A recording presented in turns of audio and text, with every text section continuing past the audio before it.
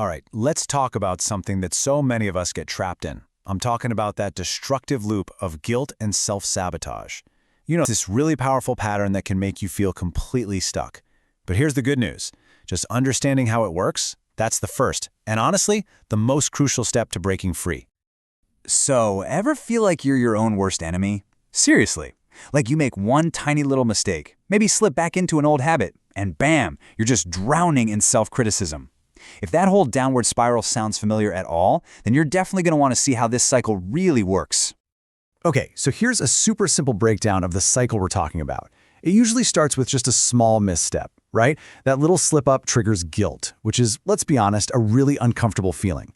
And to get away from that discomfort, what do? So often, we run right back to the very habits that made us feel guilty in the first place. And boom, the cycle just kicks off all over again. All right, so let's really dig into this self-sabotage spiral. What is actually going on inside our heads when we get caught in this crazy loop? When we talk about guilt, it's not really just one single feeling. It's usually a mashup of two things. First, you've got anxiety. That's the fear of what might happen, right? The consequences. And then you've got pressure, that intense urge to just fix whatever you did wrong so that horrible feeling will go away. And this is the absolute core of it all. At its heart, guilt is all about breaking your own internal rulebook. We feel guilty when we think we've broken one of our own personal rules about how we're supposed to behave. Seriously, if you can grasp this one idea, it is the key to unlocking everything else we're going to talk about. Okay, and this leads us to a really fascinating idea, which is that not all guilt is created equal. Turns out there's a huge difference between what we could call healthy guilt and unhealthy guilt. And learning to tell them apart, that's a massive step toward finally breaking that cycle. Just look at the difference here. It's pretty stark. Healthy guilt, think of it like a helpful guide. Its rules are actually reasonable, it doesn't stick around for too long, and the voice in your head is pretty calm and loving. But unhealthy guilt, oh man, that's the total opposite. It's like a punishing attacker. It's based on these impossible, perfectionistic rules. It just lingers and lingers, and its voice is just abusive. And just to make it crystal clear, here's what those two voices can actually sound like. Healthy guilt is that gentle nudge, hey, let's maybe not do that again. But unhealthy guilt, it's a full-on attack. I'm such a failure. I am never going to get over this. Wow. You can literally feel the difference in the energy, can't you? Okay, let's make this super practical. Imagine you slip up on a new habit you're trying to build. The healthy guilt response is all about being proactive. It admits the feeling like, oof, that feels awful.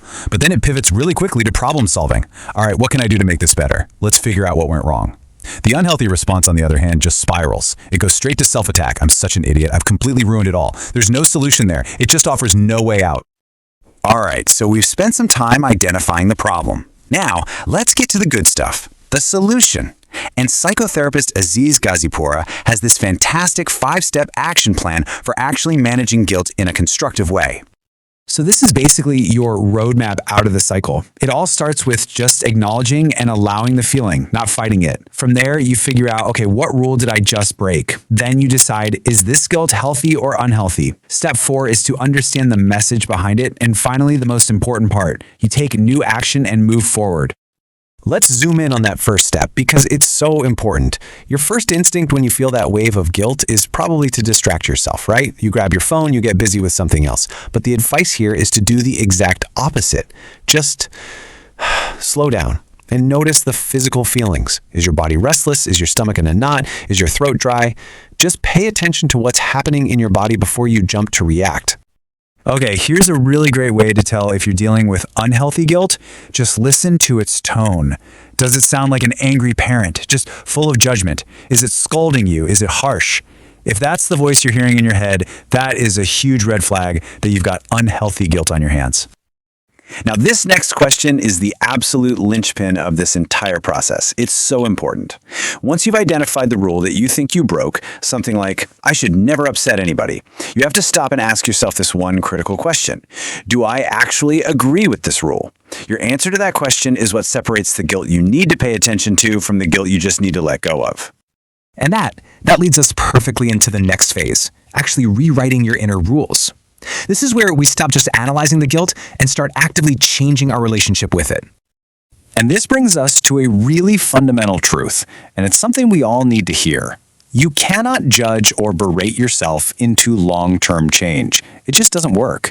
Yelling at yourself to become a better person has a very short shelf life. Real, sustainable change has to come from a positive place. Okay, take a look at this list of common unhealthy rules. I mean, how many of these sound familiar to you? I should never make a mistake. I should never upset anybody. I should have 100% self-control 24/7. Come on. These are the exact kinds of impossible standards that just pour fuel on the fire of unhealthy guilt. And honestly, just recognizing them in your own head is a huge breakthrough. Which brings us to our final and maybe most powerful section, crafting your new reality. See, this isn't just about getting rid of the old broken rules. It's about proactively, consciously creating new, healthier ones to live by.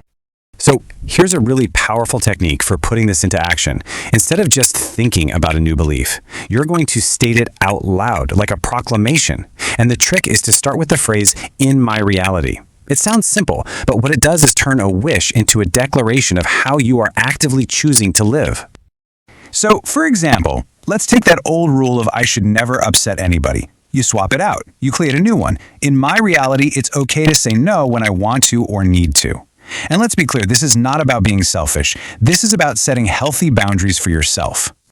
Here's another big one, especially if you're a people pleaser. That old rule, I should never upset anyone. You can replace that with, in my reality, it's okay for others to feel temporarily disappointed. Wow, that one sentence gives you permission to be yourself, even if it doesn't make everyone happy 100% of the time. Oh, and this one is huge. It replaces that perfectionist demand for constant self-control. Try this one on for size. In my reality, I accept that I won't have 100% self-control 24/7. This proclamation just swaps out an impossible standard for self-acceptance and, a little bit of compassion for yourself. So really, when you boil it all down, it comes down to a choice. Once you learn to see the difference between healthy and unhealthy guilt, and you start consciously rewriting your internal rules, you can totally transform this powerful emotion. Guilt doesn't have to be this punishing voice in your head. It can actually become a helpful guide. So I'm going to leave you with this one question to think about. After going through all of this, what is just one unhealthy, unrealistic rule that you are ready to let go of starting today?